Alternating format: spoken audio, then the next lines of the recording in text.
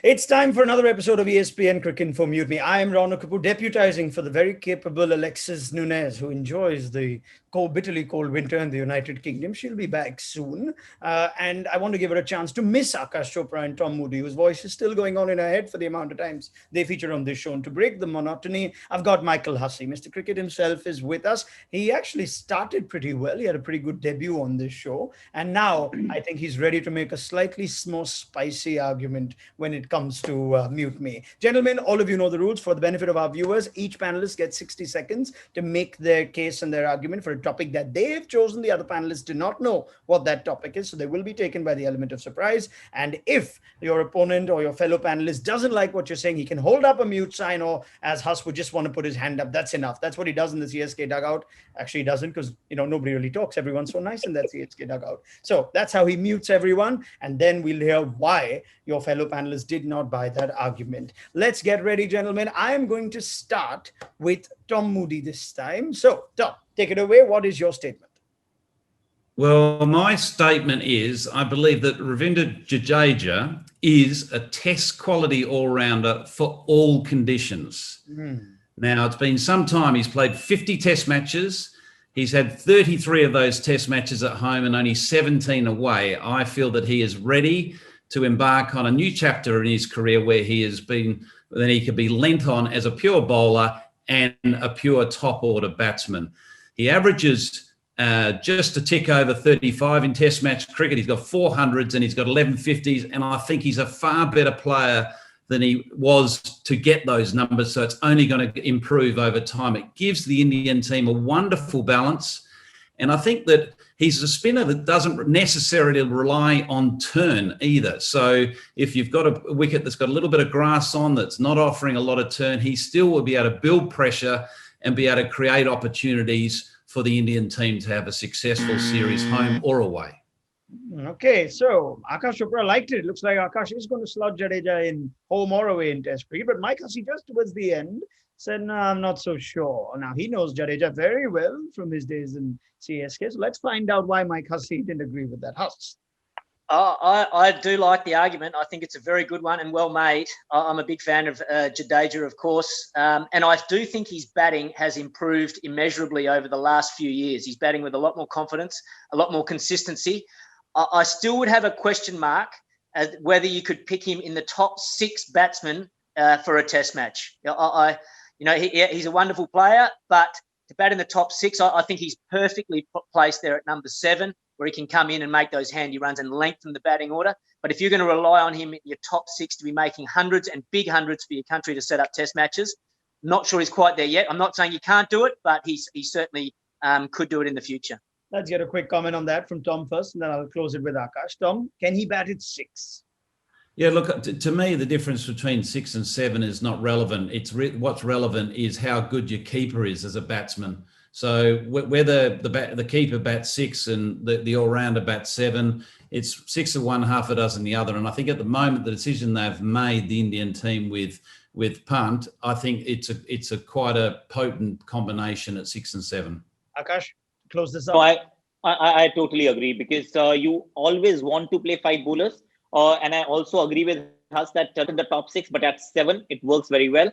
And just to put things in perspective, he's batted over 100 balls in Test match cricket, I think about 8 times. And 7 of those have come in the last couple of years.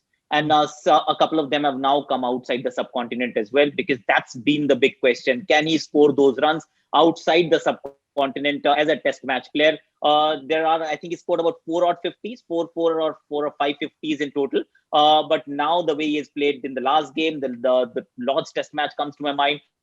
There were other 81 in Sydney last time around. So you know that he's now got the batting. He's upgraded that batting software to become a proper Test batsman who bats at 7, may not be in the top 6, but at 7 with the number of overs that he'll give you, may not necessarily be the bag full of wickets, and the gun fielding that he brings to the table. He is a full package. All right, fair enough. So you have it then, Ravindra Jadeja. High praise from all our panelists. Let's go to Michael Hussey next up. Huss, what is your statement?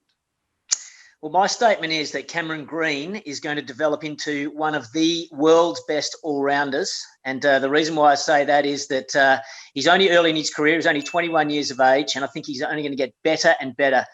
He's already averaging 51 in first-class cricket. He's got 500s to his name already in just 23 games. He's averages 23 with the ball. And I think it's important for all-rounders to average more with the bat than they do with the ball. And he's certainly doing that at first-class level. He's, as I mentioned, only 21 years of age. He's been through some back problems already, come out the other side of that. He's nearly 200 centimetres tall, can bowl over 140 kilometres per hour, and coming from that height can be just such a potent weapon. And I believe he can get quicker.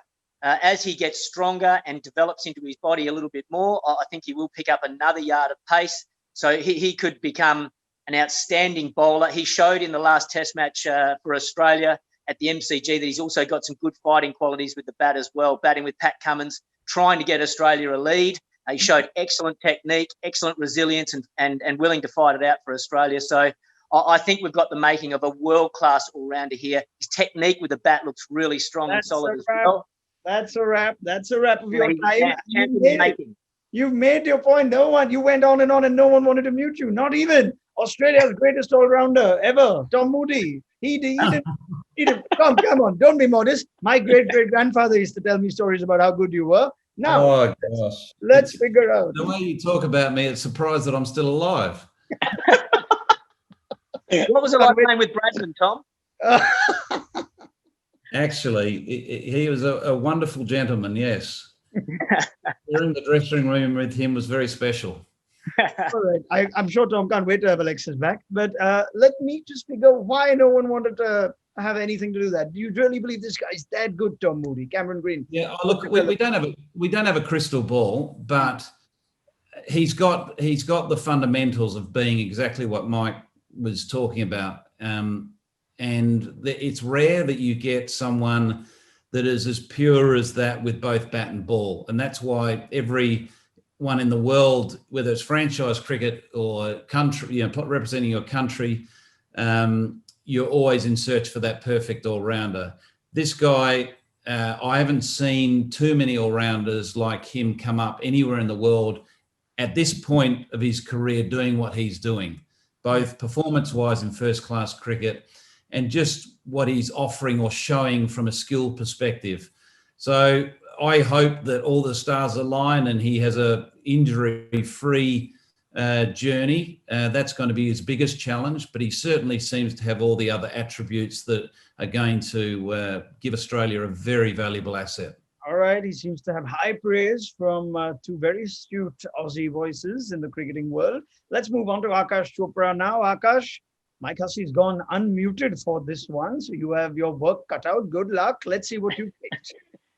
So my statement is that JASPRIT Bumrah is the best all-format bowler in the world right now. And the reason why I say that is you give him a new ball in a test match, you give him the old ball in a test match once again when the ball is reversing. A partnership is developing day 1, day 5. One-day cricket, we've seen what he can do with the new ball in the middle overs and the death overs, and T20. You'd rarely find a better bowler than him for all phases of a game. So he is like a complete bowler at this point in time. There will be a few who would come close, but I think he's still slightly ahead of his peers at currently. He is the best. That's it. That's my argument. That's it, done. With plenty of time to spare. If you'd have given them time, would they have muted you? I don't know. There's, of course, Mitchell Starc, there's Jofra Archer, there's Kagiso Rabada, there's Pat Cummins. But do the Aussies believe that, or the two Aussies on our panel believe that Bumrah is the best all-format bowler in the world? Simple as that. He is, Tom? Yeah, look, I find it hard to argue against that. Yes, there's a lot of very good bowlers out there, and we're blessed in a little era of seeing some of the best fast bowlers playing around the world. You mentioned a few of them, but this guy, JASPRIT Bumrah, he's nearly a first pick in all formats. He really is a special bowler. Us? Yeah, I was trying to think of an argument, but I wanted to mute, but I couldn't come up with anything. Jofra Archer did go through my mind as someone that could come close. He's got that extra pace, I guess. And that fear factor comes into it. But I tell you what, there'd be a lot of batsmen around the world pretty fearful of facing JASPRIT Bumrah at the moment as well. He's just so skillful. He can swing the ball both ways. He's got that unbelievable slow ball, and he can execute the Yorkers almost as well as probably Malinga did a few years ago as well. So you can bowl him at any phase of any game, of any format of any game. So yeah, he's and to just to add it on, he's a hell of a nice bloke as well, which you don't always see in a fast bowler. So yeah, I just love the way he goes about it. He's an absolute champion. All right. Now, there's going to be a hard job now on me to actually pick a winner in this. But I have something of a surprise for the three of you. Now, Alexis is in here, but I couldn't resist the opportunity of actually testing one of my own theories. So I'm actually going to throw a topic of myself, and I'd see if all three of you mute me on this.